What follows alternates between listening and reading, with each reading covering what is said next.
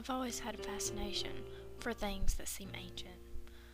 An old abandoned building, an old automobile, a farm that is no longer being used. These things seem to be filled with stories of the past. I imagine the people who once lived in the old houses that are now falling apart. I wonder who they were and how they lived.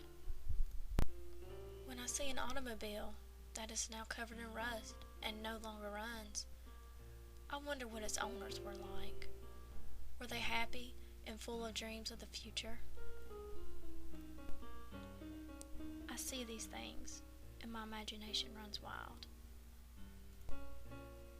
When I see an old abandoned farm, I see a place that was once someone's livelihood and is now a bunch of crumbling buildings. What was it like when it was occupied by a family who relied on it for their every need? These things are beautiful to me.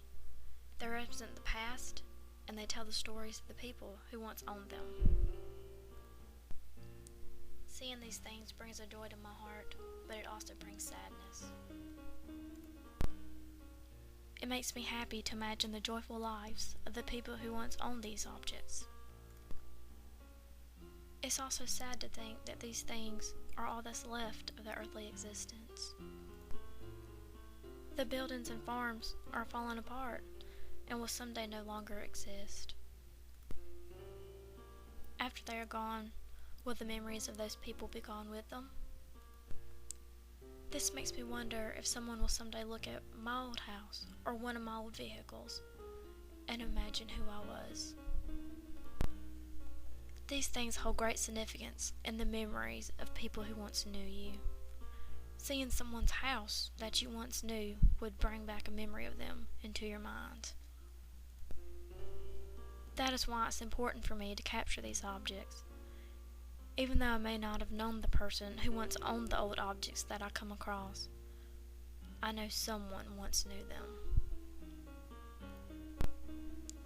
It holds a significance to someone, and that makes it beautiful.